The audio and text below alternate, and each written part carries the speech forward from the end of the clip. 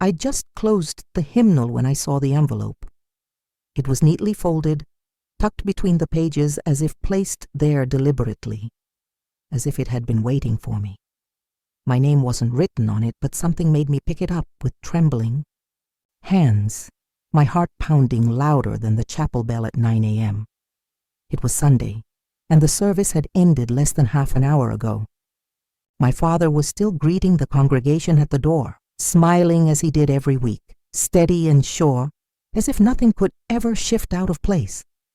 But there, between my fingers, was something that didn't fit our routine life. It was like a crack in clean glass, and I didn't know whether to ignore it or press my fingers into it until I bled. I opened it slowly, like touching something holy or forbidden. The words hit me before I'd even finished the first line. It wasn't an ordinary letter. It was almost a prayer in reverse. It spoke of silence, of restrained desire, of longing for something never truly had. It spoke of me, not by name, but with a startling clarity, as if whoever wrote it had watched me in every moment I pretended to be fine. When I finished reading, I realized I'd held my breath so long my chest ached. I slipped the letter into my dress pocket and glanced around. No one seemed to notice. The world outside moved at its usual slow pace. Ladies heading home, men adjusting their hats, the smell of Miss Lillian's bread wafting from the kitchen window out back. But inside me, something had shifted. Something I hadn't even known was waiting to happen. And for the first time in a long while, I didn't know if what I felt was fear or freedom. In the days that followed, I thought about burning the letter. More than once, I grabbed matches from the pantry and walked to the backyard behind the parsonage, where the grass grows quietly, and no one's been since Mom died. But every time the flame flickered to life, my hands faltered. Because even though my body was there, going through every task as always, brewing tea for the ladies' prayer circle, arranging altar flowers, smiling when needed, my mind kept drifting back to those words like someone returning, night after night, to the same forbidden dream. It wasn't just the content that held me, it was how it was written. No flourishes, no frills. Each sentence felt chosen with the care of someone who knows the weight of what can't be said aloud. It was too intimate to be random, and yet anonymous. On Wednesday, the second letter appeared. This time, it was on the sacristy windowsill, nestled between a lavender vase and a stack of old devotionals. No one saw who left it, but the paper was the same, the handwriting unmistakable, and the words like water spilling over parched earth. It spoke of invisible prisons, of carrying a living soul in a tamed body. It spoke of faith, but a restless faith, one that doubts, that twists, that pulses. It spoke of me again, with more boldness, as if the writer knew that by not running from the first, I'd already accepted something I hadn't yet dared admit to myself. That night, I slept with the letter under my pillow, and for the first time in months, I dreamed. I dreamed of open fields, a road stretching far away, a voice I didn't recognize calling my name as if it had always known me. When I woke, the tears had already dried on my face. I got up before sunrise, chest tight and hands restless. I spent the day trying to convince myself it was just a fantasy, someone toying with me maybe. But no matter how hard I tried to kill the hope, it kept blooming through the cracks. Because that voice, even on paper, saw me. Saw beyond the perfect daughter, the model girl, the quiet shadow of Pastor Moore. And the more I tried to pull away, the more I craved the next letter. On Monday, while cleaning the sewing room shelf, the one Mom loved, where yarn skeins still smell of dried lavender, I felt something out of place, a strange bulk between two old recipe books. I pulled it out carefully, and there it was, the fourth letter.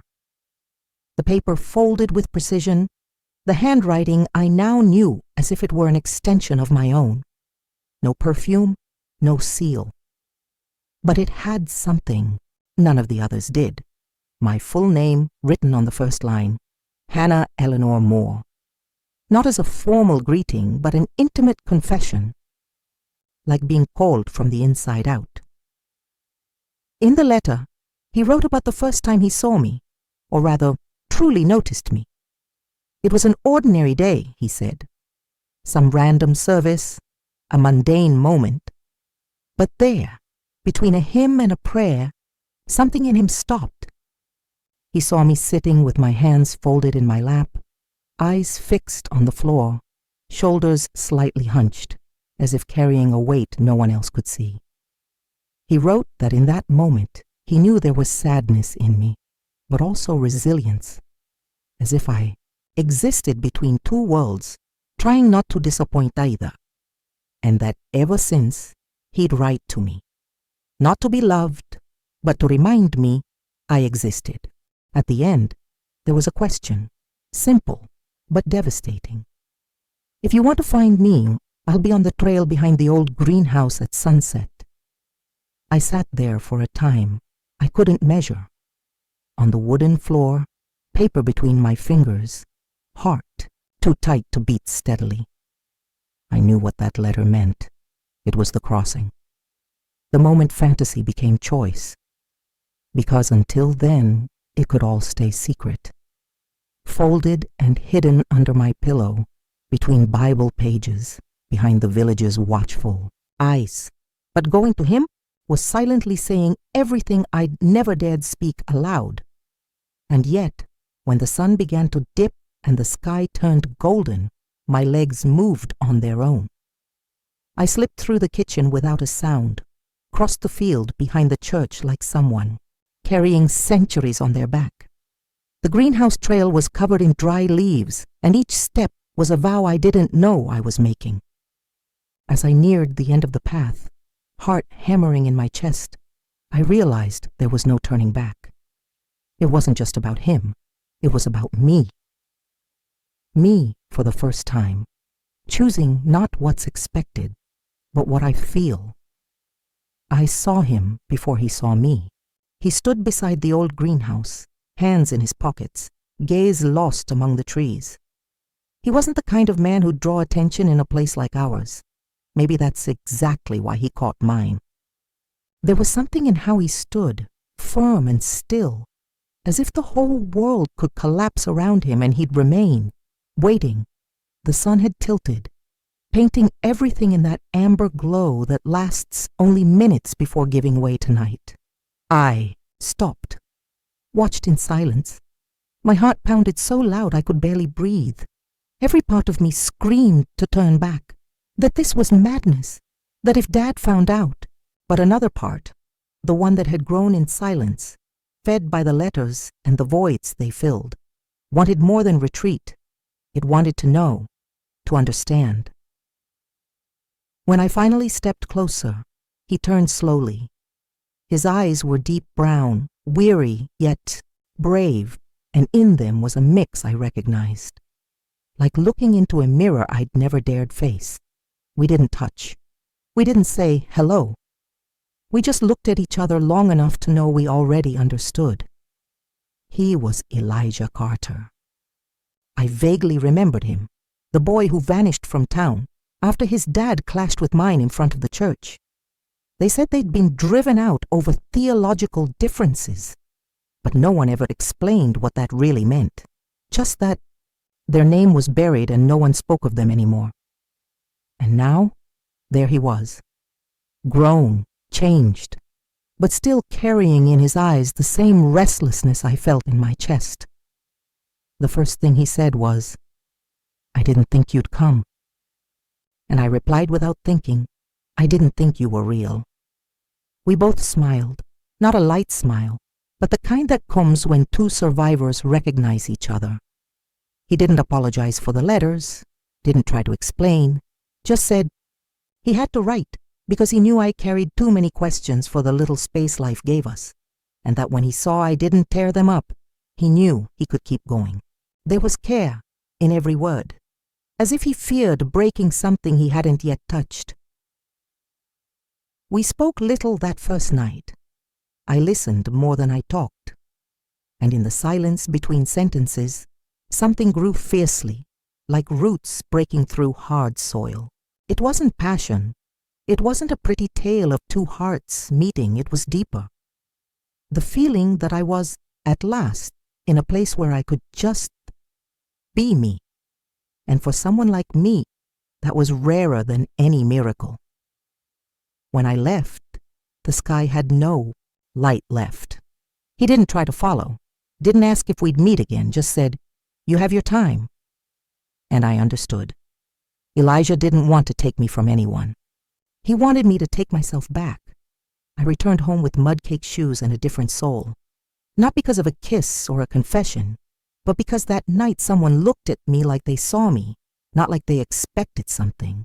And when I lay down for the first time in ages, I slept without letters under my pillow. I was already writing my own, even if only in my mind. The visits to the greenhouse became a quiet habit, without promises, without set times. Elijah was always there before me, as if he knew I'd come. And I did. Even without admitting it, even trying to tell myself it was. Just curiosity. But it wasn't. It was need.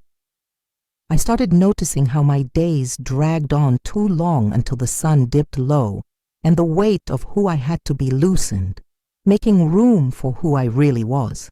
Still nameless, still formless, but alive. We talked about everything and nothing. He told me about the years away, living in cities where no one cared about last names, where people could mess up without it becoming a curse. He said with a sad smile that he'd learned to hear his own silence, and in it my name came up often.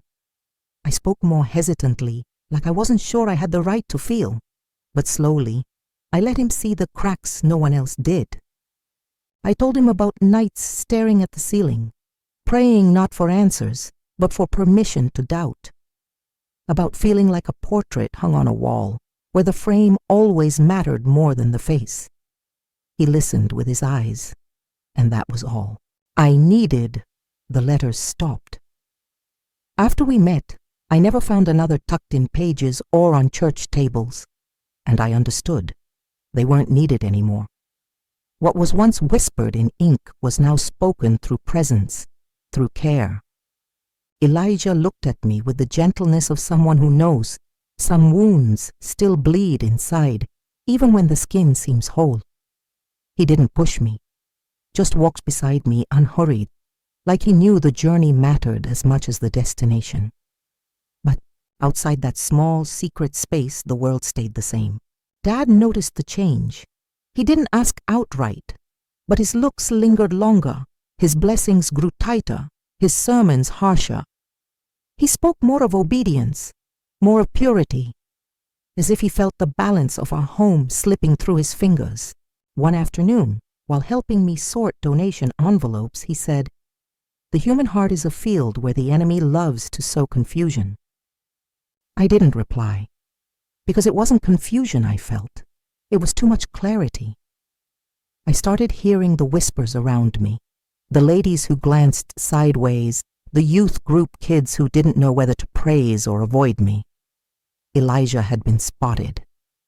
Nothing solid, nothing admitted yet, but I knew. It was only a matter of time before his name circled the pews again, wrapped in judgment and fear, masked as concern. One afternoon, I decided not to go to the greenhouse. I stayed in my room, hands clasped in my lap, throat dry. Something in me was breaking, as if being with him freed me, but also tied me to a choice I wasn't ready to make. Did I love him? I didn't know yet. But something in me recognized him, like he was the memory of a life I'd never lived but always wanted. The next morning I found a note under my door. His handwriting, but different from the letters. Firmer, more urgent, just one line. "Don't run now. You've already walked half the way." I folded it carefully and tucked it with the others, even knowing it wasn't quite like them. was a call, and I knew the time for silence was ending. That night, after Elijah told me he loved me and was ready to leave, with or without me, I couldn't speak. He didn't press, just looked at me with those eyes that always saw beyond the surface, as if he already knew my answer before I found the courage to form it. When he walked away, the emptiness around me was so sharp I briefly doubted if he'd been there at all, or if I'd conjured it all to escape myself. I went home with a light body and a heart in ruins. Each step on the trail, each creak of the porch wood, each sound of the sleeping house felt final. I climbed the stairs like someone bearing an unnamed grief, and when I shut my bedroom door, I didn't cry. I sat on the edge of the bed for hours, listening to the night blend with the silence of my doubt. So this was it, the choice, the line between what I was raised to be and what I might want to become. Only that line wasn't clear. It wasn't clean. It was jagged, scratched, full of pains I wasn't sure I was ready to carry. I opened the dresser drawer where I hid the letters, spread them across the floor like trying to reorder chaos. Reread each one, hoping some held a hidden answer between the lines, and they did. Not ready-made answers, but mirrors. Mirrors of myself. Each letter reflected everything I'd tried to stifle for years. My hunger for something beyond routine, my longing for a freedom I'd never had, my fear of loving what couldn't be named. Outside, the sky began to lighten in soft hues.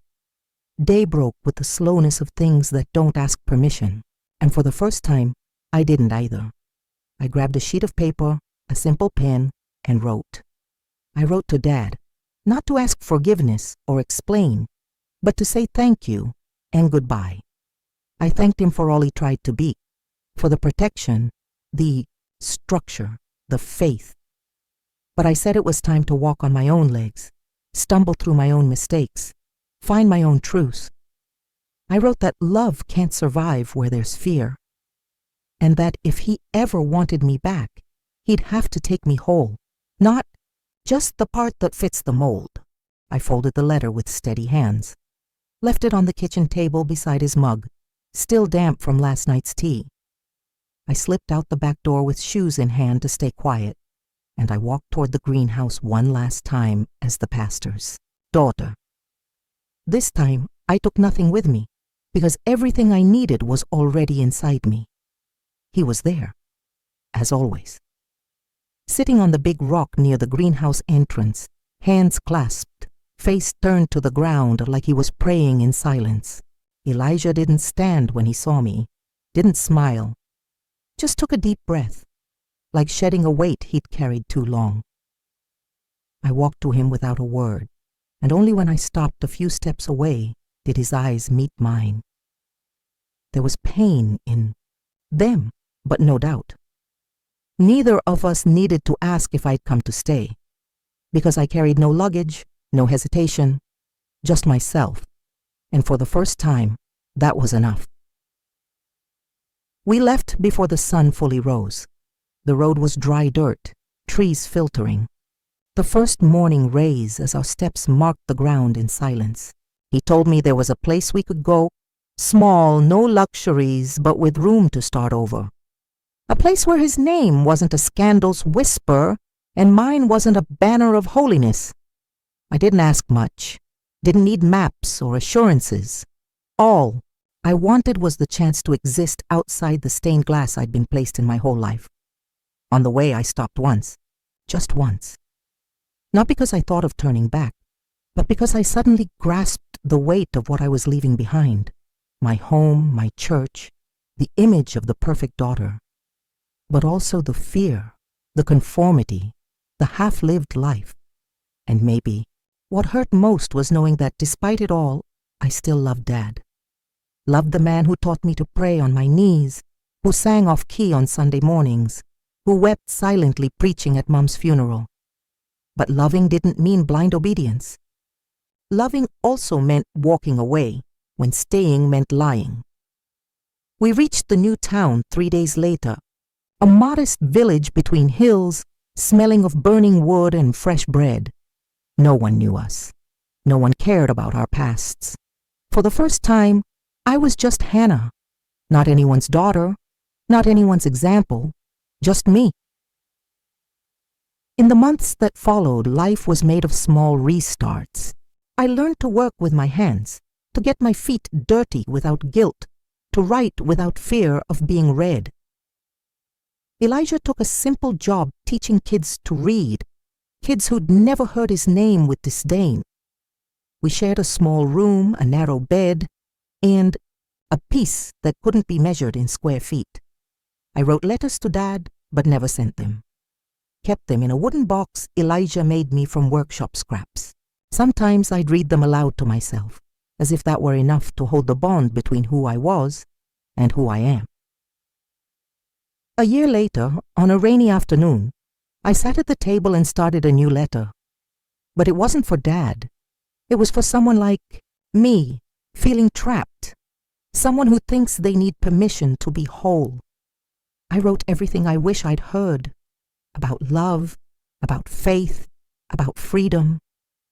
And when I finished, I slipped it into an old hymnal, the kind you find at garage sales or forgotten libraries. Maybe someday, someone will find it. Maybe someday, another pastor's daughter will read those words and know she's not alone. Maybe, someday she'll rise from the front pew, look at the world outside and choose, not out of rebellion, but out of love. Real love. Today, I went back to writing in Mom's journal. The same one I found hidden behind button tins on the sewing shelf, time hasn't erased. The pages are worn, but her scent lingers. Lavender, chamomile tea, and a memory my mind insists on guarding. I don't write every day, only when something overflows inside me, and today it did. The village we live in is small. People call me by my first name, and that alone is freedom. No one here asks about my past, but when I ask about theirs, they answer with whole stories, unafraid, like the world never tried to silence them. I've learned the names of the trees, the clouds that signal frost, the silence before rain. I've learned to pray differently, not with memorized words, but with an open soul, when the day ends and light streams through the window like a promise. Faith, I've found, doesn't live in altars. It lives in choosing to keep loving even when everything says to give up. Elijah still writes letters sometimes, but now he leaves them on my table with a flower picked on his way. We read them together, quietly, like each one's a seed, and they are. Small seeds of everything we're building, a life with room, a story without fear. Dad never answered the letters I eventually sent, the ones I finally wrote and found the courage to mail. But one morning I got an unsigned envelope, inside just a verse underlined in the firm handwriting I'd known since I was a girl. There is no fear in love.